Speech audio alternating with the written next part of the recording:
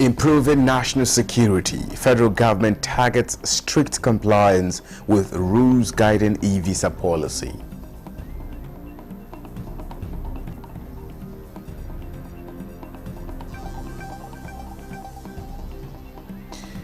PDP North Central Congress, Abdurrahman Mohammed Takushara emerges vice chairman. And Bayero University Kano connects to federal government's 7.1 megawatts solar hybrid power plant.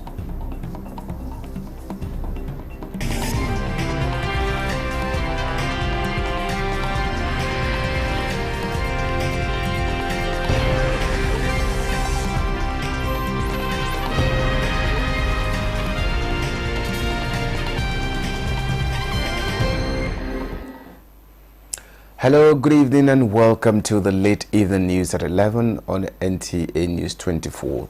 Reaching you live from Abuja, Nigeria's capital. My name is Justin Bemunyi. Now, Chairman People's Democratic Party PDP Electoral Committee North Central Zone, Dr. Kabiru Taminu Turaki, has declared and returned Abdurrahman Mohammed Takushara of the Federal Capital Territory, Abuja, winner as PDP Vice Chairman, North Central Zone. Deyang Adeyagba Yang has details. The delegates came from states within the North Central to include Benue, Nasarawa, Niger, Kwara, Kogi, Plateau, and FCT.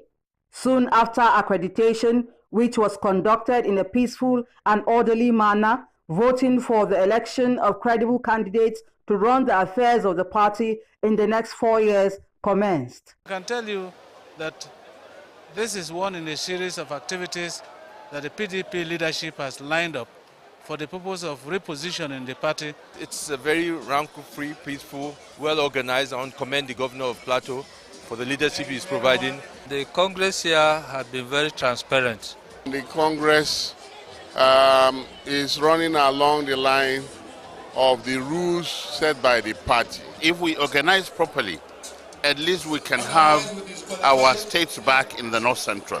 Governor Kella Mutfwang commended delegates for their maturity, saying unity amongst party men and women is sacrosanct to move the party forward. Periodically, as enshrined in our constitution, that we continue to hold elections as and when due. Highlights of the Congress was the sorting and counting of votes cast, after which Abdurrahman Mohammed, who pulled 524 votes, was declared as Vice Chairman, North Central Zone. We are all friends and brothers, and we are all one family. I urge them and I call on them, let them come so that we work together and build the party. The other position of Zonal Youth Leader was won by Ndagana Al-Hassan, while 15 positions were unopposed and returned duly elected. In Jos, Indenyan, and Diabajang, NTA News. Now, Minister of Interior, Dr. Olubunmi Tunji-Ojo, has reiterated his resolve to ensuring national security is not compromised, as full compliance with rules guiding e-visa is non-negotiable. He made this emphasis during a stakeholders sensitization on e-visa landing and exit cards in Lagos. Hingino John Adams tells us more. As Nigeria moves with trends of global operations in the aviation sector and immigration system, these critical stakeholders are here to familiarize themselves the more with how e-visa, landing, and exit cards work. Minister of Interior said all agencies under his ministry will not compromise national security. As such, rules guiding the e-visa will be strictly adhered to. This is a visa that once applied for, within 48 hours, you get a response, either a yes or no. And of course, it also eradicates the barrier of location. For example, if you're in UK and you don't live in London, you don't need to fly all the way to London to the embassy to go and apply. You can apply in the comfort of your home. Concerned agencies say the introduction of e-visa, landing and exit card systems will enhance air travel while ensuring that the highest standards of aviation security and operational efficiency are maintained. Once you present that QR code and you go into that QR code, like I've traveled all over the world, and this is what pertains. There's no glitch. Key players believe the actualization of the e-visa will attract investors and tourists for economic growth. In Lagos, Hingino, John Adams, NTA News. And the Chief of Defense Staff, General Christopher Musa, is in Slovak Republic to discuss issues bordering on military training, capacity building, acquisition of equipment, and technology transfer, including modalities to enhance military hardware production capabilities. The Nigerian military delegation, led by Chief of Defense Staff General Musa Christopher, arrived in Slovakia and was received by Slovakian Chief of Defense Staff General Daniel Zmeko and other senior officials. Both leaders emphasized deeper collaboration to tackle security challenges and improve military readiness. The Chief of Defense Staff appreciated Slovakia for its support and highlighted opportunities for joint defense industrialization. General Zmeko applauded Nigeria's resilience and regional security leadership and pledged continued support. The engagement marked a significant milestone in Nigeria-Slovak defense relations, paving way for long-term strategic cooperation. Now, the Nigerian National Petroleum Company Limited, NNPCL, has announced the commencement of scheduled maintenance and sustainability assessment at the Port Harcourt Refining Company starting from May 24, 2025. A statement by Chief Corporate Communications Officer, NNPCL Limited, Olufemi Sone, says the shutdown aims to ensure the refinery's continued safe and efficient operation. According to the statement, NNPC Limited is collaborating with stakeholders, including the Nigerian Midstream and Downstream Petroleum Regulatory Authority, to carry out the maintenance transparently. NNPC Limited reiterated its commitment to delivering sustainable energy security for Nigeria, stressing that further updates will be provided regularly. Now, 531 youths have been presented with starter packs following their successful participation in the NNPC Foundation flagship NYSC Business Empowerment Program. Now, the program is noted as vital for sustainable economic growth and social development, as it empowers youths to be self-reliant and employers of labor. The Group Chief Executive Officer, NNPC Limited, Bashir Bayo Ojulari, reiterated that it will proactively develop young entrepreneurs to drive innovation, bring fresh ideas to markets, and address social challenges while contributing to community well-being and economic resilience. Lydia Samson reports. These beneficiaries express readiness to unveil their businesses. It makes me independent. The fact that it's a starter pack and it comes with solar. So I don't need to depend on NEPA. I can do my work at any time. The belief of other students, other corpers out there that yes, when the government or when the NNPC say they want to do something, they will do it. This is not just a mere empowerment. This is a history being made today. So to NNPC Foundation, we genuinely say thank you. For NNPC Limited and its subsidiaries, supporting youth empowerment through education, mentorship, and access to resources to become productive adults and future leaders is sacrosanct. So we do collaborations with different entities in society, but this one is particularly exciting for us because it involves young people. It meant around creative industry. We have around catering, we have around beauty, and technology as well. So depending on what a particular participant was profiled for, we're providing the enabling tools for them to start off. And then we're also giving them a small cash grant. Chief Financial Officer NNPC Limited, Adedapo Shegun, advised the beneficiaries to be diligent in their businesses and contribute to Nigeria's economic growth. It's a lesson for any Nigerian youth to see that where there are opportunities, go take on those opportunities, see it through to the end, and you might just be one of those recipients who would have a story and a good idea that we will support. Nigeria has a lot of young people who are resilient, and all they need is an opportunity to kickstart their talent and to kickstart opportunities for them. So I'm quite excited. So I want to train you on most essential things to make sure you can start your business. So it was rigorous training. It is a collaborative approach with the NYSC, Corporate Affairs Commission and Kudimata Nigeria Limited to promote inclusive growth and poverty reduction. With these empowerments, we even give them, solar so that they have power supply. They can go out and begin to fend for themselves. They're no longer in the labor market. The additional announcement of each beneficiary receiving 531,000 naira in addition to the starter packs got the whole agog. For the beneficiaries, it is time to impact Nigeria and take their businesses to the next level. In Abuja, Lydia Samson, NTA News. Now to the Center of Commerce now. No fewer than 55,000 students of the Bayero University, Kano, are presently benefiting from the 7.1 megawatt solar hybrid power plant provided by the federal government at the university. Now, this is in addition to the more than 3,000 staff of the university who are also benefiting from the initiative. Elizabeth Yila Lamido reports. The 7.1 megawatt solar hybrid power project at Bayero University, Kano, is said to be the largest provided in any university in Africa to improve education, research, and create enabling academic environments for learning.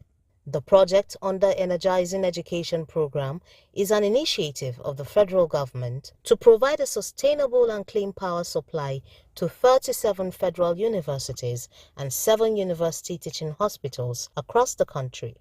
With this development, more than 55,000 students and 3,000 staff of the Bayero University, Kano, are benefiting from the solar power initiative undertaken by the Rural Electrification Agency for Sustainable Decentralized Energy to the nation's university campuses. However, the BUK 7.1 megawatt solar hybrid power project, which has been down for some time, is currently undergoing repairs to continue serving the university community. The Energizing Education Program of the federal government focuses on developing off-grid dedicated independent power plants and the rehabilitation of existing distribution infrastructure. The project also includes upgrading street lighting to improve security within the university community, as well as the development of world-class training centers on renewable energy for each university. In Kano, Elizabeth Yilalamido, NTA News. Now, breaking the silence and amplifying voices on the dangers of obstetric fistula, gynecologists and patients insist are the most effective ways to end the condition. In this report, Elizabeth Omori reports that prevention and treatment to reduce prevalence of mortality as nations raise advocacy. Obstetric fistula, a serious childbirth injury characterized by an abnormal opening between the vagina and another organ, like the bladder or rectum. Medical experts say it is caused by prolonged and obstructed labor, where there is no access to a cesarean section. This leads to tissue damage and a fistula, which can cause constant leakage of urine or feces. Women with fistula often experience chronic inconvenience, leading to social isolation and stigma. In Nigeria, the prevalence of obstetric fistula is estimated at 3.2 per 100 births.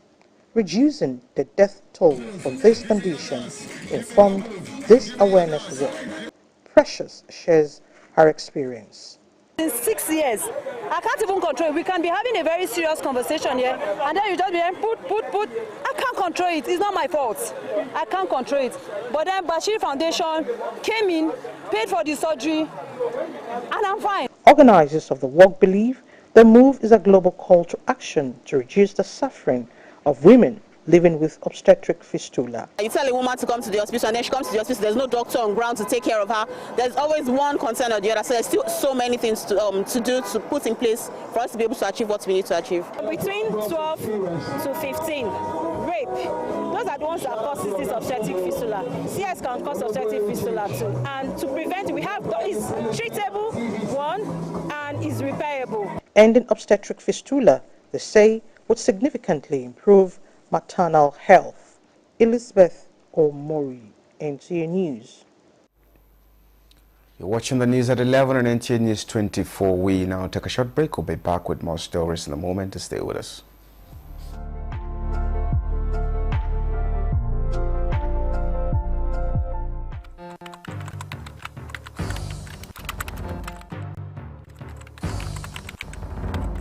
I am pleased to announce encouraging news from the National Bureau of Statistics, which released the Consumer Price Index, the CPI, for April 2025 only yesterday.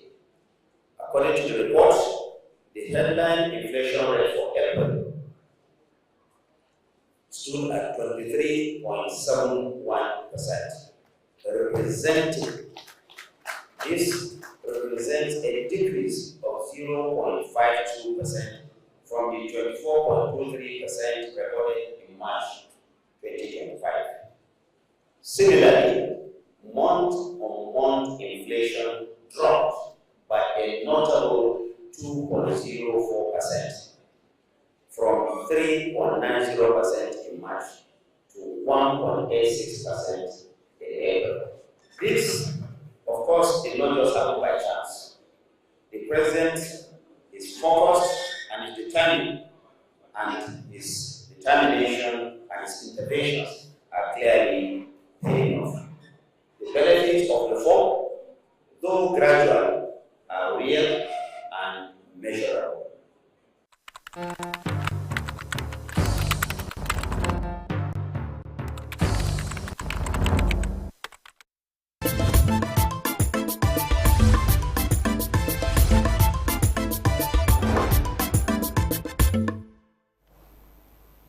Welcome back. Now, the Nigeria Police Force, through Interpol NCB Abuja, successfully secured the extradition of a Nigerian fugitive from the United Arab Emirates on Friday, May 23, 2025.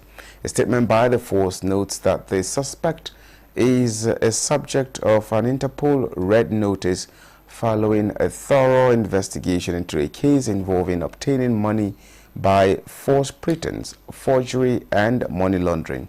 The statement adds that the case began in July 2023 after an Abuja-based international businessman reported being defrauded by the suspect, who posed as a shipping agent. The suspect allegedly secured $307,500 contract for the shipment of 10 luxury vehicles from the UAE to Nigeria, receiving full payment through a third-party account belonging to the victim, who is based in Kano. The funds were later linked to money laundering operations in Dubai. The suspect then issued a forged bill of landing and disappeared. He was arrested in Dubai on April 15, 2025, and has now been returned to Nigeria to face prosecution at the Federal High Court. Meanwhile, the Inspector General of Police, Kayode Egbetukun, has expressed gratitude to the Dubai Police, Interpol, NCB Abu Dhabi, and the Nigerian Consulate General in Dubai for their support, assuring them of the NPF commitment to international cooperation in tackling transnational and financial crimes. Now, the federal government is advocating the benefits of small and medium-sized enterprises in the Nigerian economy, which was birthed by its commitment to the empowerment of Nigerian market women, men and farmers. This, the Minister of Women Affairs, Iman Suleiman Ibrahim, affirmed during the 2025 National Convention of the Association of Market Women and Men and Farmers in Nigeria. When we speak of women, we are not merely talking about traders. We are speaking of entrepreneurs, mothers, breadwinners, and silent pillars of the economy. The objectives of the convention are clear as an empowerment project for market women and men was launched alongside financial inclusion through microloans, grants, saving platforms, and collective identity tailored for the realities. In agriculture, women are over 70% of smallholder farmers, but most of them are earning pennies. The mandate given to me by His Excellency is to ensure that we build entrepreneurs, agro-entrepreneurs, women that are actually farming and making money. Other areas of benefit are capacity building as regards financial literacy, digital tools, market space allocation, solidarity and mentorship, as well as protection from exploitation and more. The reason for this convention is to bring all of us together under one umbrella and to push us out there to be able to access more loan, more grants, to be able to access all the policies that the Nigerian government, our president, Asiwaju Ahmed Tinubu, Mr. President, is bringing to the lives of the women and men that are not getting to us because we are in the 774 local government. We also believe that it's not just an association, we are actually building better Nigeria from the grassroots, from the local government. The National Convention brought together leaders and coordinators of markets, as well as farms representing about 16 million members across zones, states, and local government areas of the Federation. Now, the Conference of the African Trade is calling for a renewed, bold intra-African trade partnership for sustainable development strategies and a collective push toward economic self-reliance. The conference brought together leaders, policymakers, and industrial players to advance a shared vision of African prosperity through unity and intercontinental collaboration in Abuja. The convener emphasized on the necessity for Africans to prioritize trading among themselves before looking onward to global markets. With like-minded enterprises, organizations, and institutions throughout the world. The ambassadors of Egypt and Uganda to Nigeria speak on the local pharmaceutical production and Bosch training institutes like the African Medicines Agency to ensure medicine availability across the continent. They also spoke about the quality control issues believed to have discouraged smallholder investments. In other development, taxation has been described as a tool for empowerment, stimulating economic activities which covers funding of government projects. Local production of medicine, what we aspire to do is to help our business communities get in touch to tap into the comparative edges for two countries. What we're trying to do to bring it back up to speed, and I'm welcoming this opportunity to reach out to our colleagues, particularly in Nigeria. There's a lot of tax relief that the Nigerian government has given us. So it is important and necessary that we take advantage of these exemptions, and kudos to the Nigerian government for that. The conference provided a clear path towards sustainable intra-African trade. Now, Speak at Africa Initiative, a non-governmental organization, is demanding a public and independent inquiry into the Joint Admissions and Matriculation Board 2025 UTME. Leaders of the initiative, who unveiled a 30-day education reform activism campaign commencing from the 1st of June 2025 at the media briefing in Abuja, is also seeking, among other demands, a legal accountability against negligent CBT centers and prosecution of erring JAMB officials. JAMB legislation needs to be looked into and needs to be strengthened, so that if any institution jeopardizes and goes contrary against the law, then appropriate sanction should be meted. Secondly, on that is to prohibit independent post-UTME exam, like we have said. One of the offshoots of this part is that after our young children sit for JAMB, some universities still take them again to what they call post-UTME. And it's not like the post-UTME is free. You see, sometimes the cost of post-UTME in some universities is higher than JAMB. Also seeking redress and compensation for affected candidates and structural reforms to prevent reoccurrence. Now, the Concerned Christian Youth Forum is advocating for an urgent government action to protect religious freedom and uphold democratic values. At a peaceful rally in Abuja over what it described as continuous attacks on faith leaders, the forum commended government and security measures, especially the fight against insecurity. The convener of the forum, Adama Paul James, called on the government, media and the citizens to recognize and address the growing wave of defamation and hate speech targeted at faith leaders. We extend our heartfelt thanks to the various security agencies for their continued dedication and bravery in fighting against the rampant insecurity that plagues our nation. Their unwavering commitment to our safety and well-being is a source of inspiration and hope. However, as we recognize their valiant effort, we also urge these agencies to redouble their efforts to bring these senseless acts of violence to an end. The forum reiterated its commitment to unity and peace of the nation and urged Nigerians, regardless of religious background, to stand together against hatred and division. This is where the Late Evening News at 11 ends. Thank you so much for being a part of it. My name is Justin Berman. You do have a good evening.